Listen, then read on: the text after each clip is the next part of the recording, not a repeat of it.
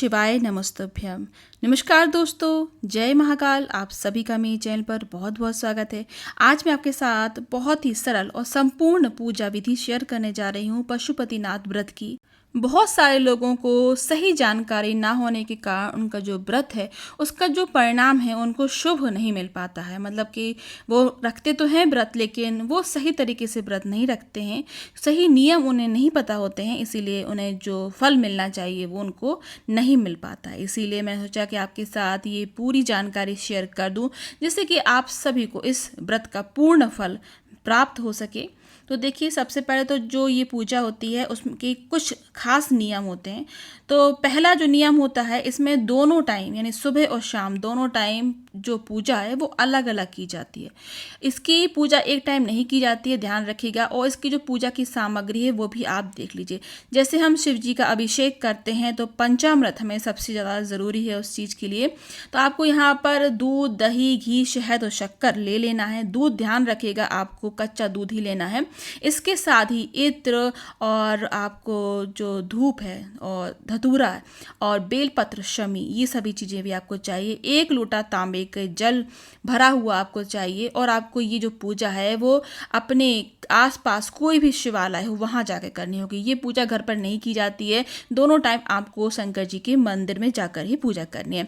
तो सुबह सवेरे आप ब्रह्म मुहूर्त में आप स्नान आदि कर लें, स्वच्छ वस्त्र पहन लें। आप सूर्य उदय होने से पहले ही आप जाग जाएं और फिर आप जिस पात्र में नहाने वाले हैं उसमें गंगा जल डालकर आप अवश्य नहाएं। और पूजा करने से पहले आप सूर्य देवता को जल ज़रूर अर्पित करें। उसके बाद आप अच्छे वस्त्र पहन के घर की पूजा करने के बाद आप संकल्प ले लें और फिर आपकी जो सारी सामग्री है उसको इकट्ठा कर लें और फिर आपको शिवालय में पूजा करना है। शिव जी की पूजा करना बहुत ही ज़्यादा आसान है, बिल्कुल भी कठिन नहीं है इसमें कुछ भी। तो सर्वप्रथम हम जो हमारा मंदिर है वहाँ पर आप अंदर जाएंगे तो सबसे पहले घंटी बजाएंगे और नंदी देवता का पूजन करने के बाद आप शिव जी के पहले जो जहाँ पर शिव जी के दाएं और बाएं साइड दोनों तरफ गणेश जी और कार्तिकेय जी का स्थान होता है वहाँ जल अर्पित करें। और जो लिंग होती है, जो कटीला भाग होता है, वहाँ पर आपको जल अर्पित करना है। और फिर आपको माता जो पार्वती का हस्त कमल कहलाता है उस पर जल अर्पित करना है, नाग देवता को जल अर्पित करना है और फिर शिव जी पर जल अर्पित करना है। इसके बाद आपको अभिषेक करना है। तो सबसे पहले हम कच्चा दूध डालेंगे, उसके बाद हम डालेंगे दही, फिर हम घी और शहद और शक्कर, सभी चीज़ों से हम पोले पोले हाथों से अभिषेक करेंगे हमारे भोले बाबा का। और मन में वही भावना, बहुत ही प्रेम वाली भावना रखिएगा कि आप अपने शिव जी का स्नान आदि करा रहे हैं, उनका अभिषेक कर रहे हैं और आपको पूर्ण फल की प्राप्ति ज़रूर होगी। जब भी हम कोई भी पूजा करते हैं, अगर भाव से करते हैं तो उसका परिणाम, उसका फल हमें अवश्य रूप से मिलता है। तो यहाँ देखिए अच्छी तरीके से शिव जी की हम पोले पोले हाथों से, ध्यान रखेगा अपनी चूड़ियों को पीछे की तरफ कर लें। चूड़ियों की घर्षण, अंगूठियों की घर्षण शिवलिंग पर, शिव जी पर नहीं पड़ना चाहिए, क्योंकि हम जो पूजा कर रहे हैं हमें अच्छे फल के लिए कर रहे हैं, इसीलिए भगवान पर बिल्कुल भी घर्षण ना हो, भगवान को तकलीफ ना हो, बिल्कुल भी ध्यान रखेगा। तो पोले पोले हाथों से हम अभिषेक करेंगे और हाथों में आप ध्यान रखेगा कुछ भी ऐसे तीखी चीज़ ना पहने, अगर पहने भी हैं तो पोले पोले हाथों से कीजिएगा। और जो हमारे शिवलिंग के साथ लिंग है उसका अभिषेक भी हम ज़रूर करेंगे। और अगर ज़्यादा मात्रा में आप जो जल है वो ले जा पाएँ तो बहुत अच्छा रहेगा, लेकिन अगर सिर्फ 1 लोटा जल लेके जा रहे हैं तो आप वहाँ का पानी भी ले सकते हैं, क्योंकि वहाँ पर हमें अगर सच्चे दिल से बहुत अच्छे संयम से जो अभिषेक है वो करना है तो उसके लिए पानी थोड़ा ज़्यादा चाहिए पड़ता है। पर अगर आप चाहें तो 1 लोटे में ही दूध, दही, घी, शहद, शक्कर, गंगा जल और जल भरकर भी अभिषेक कर सकते हैं, क्योंकि उस दिन सोमवार होता है और सोमवार के दिन बहुत सारे भक्त आते हैं शिवलिंग को जल अर्पित करने के लिए, तो वहाँ इतना समय नहीं मिल पाता है। तो बस तांबे का लोटा छोड़कर किसी भी लोटे में, आप पीतल के लोटे में, स्टील के लोटे में आप सभी चीज़ें मिलाकर भी अगर जल अर्पित करेंगे, अभिषेक कर देंगे तो अभी आपको पूर्ण फल की प्राप्ति होगी।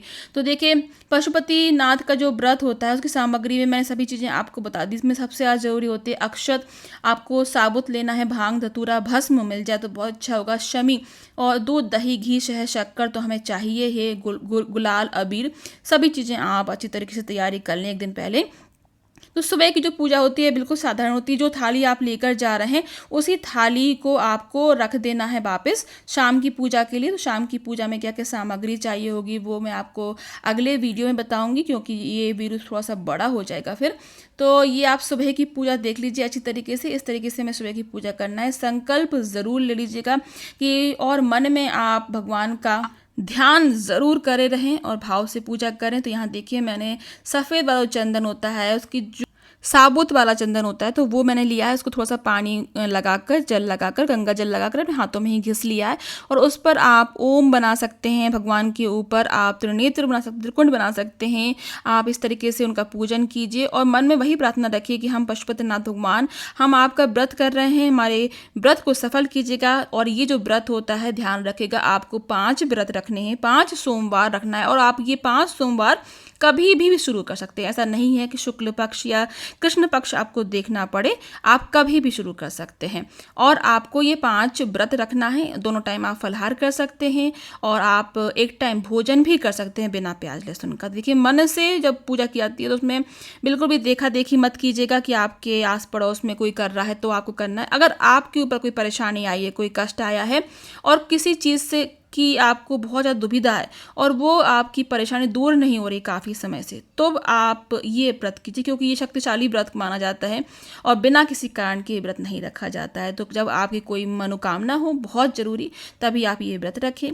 तो जो शिव जी हैं, पशुपतिनाथ भगवान हैं, वो ज़रूर आपकी जो इच्छा है उसको पूरा करेंगे। तो यहाँ देखिए हमने जनेऊ कलावा अर्पित कर दिया है। जो आप फल लेकर आए हैं वो पिंडी पर रखें, मतलब पिंडी के नीचे आप हस्तकमल पर रख सकते हैं, लेकिन बाद में आप इसको उठा लीजिएगा क्योंकि भगवान के ऊपर कोई भी भार नहीं होना चाहिए।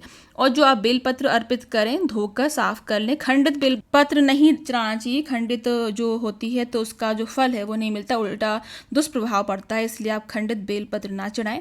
और आपको अगर कोई भी सामग्री वहाँ से नहीं मिलती है तो आप चिंता नहीं कीजिए, आपको जहाँ शिव जी की पूजा करने जा रहे हैं वहाँ जो चढ़े हुए बेलपत्र शमी फूल होते हैं उनको धोकर फिर से आप अर्पित कर सकते हैं। तो इसका जो आपको ध्यान रखना है कि आपको जब शमी और बेलपत्र चढ़ाएं तो चिकनी साइड से चढ़ाएं, मतलब कि जो चिकना वाला साइड होता है वो वाला आप भगवान की तरफ चढ़ाएं और 3 उंगलियों से चढ़ाएं। अपनी जो पहली उंगली होती है उसको छुआना नहीं है।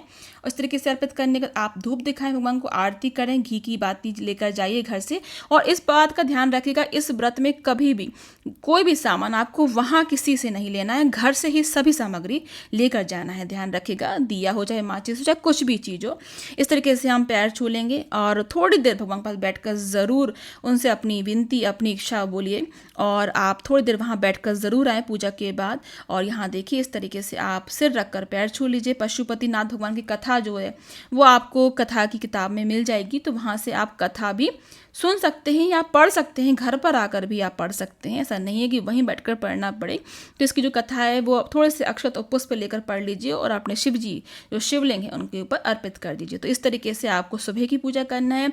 इस किताब में आपको शिव स्तुति और जितना भी ध्यान है उनका वो सभी आरती वगैरह सभी चीज़ें मिल जाएंगी।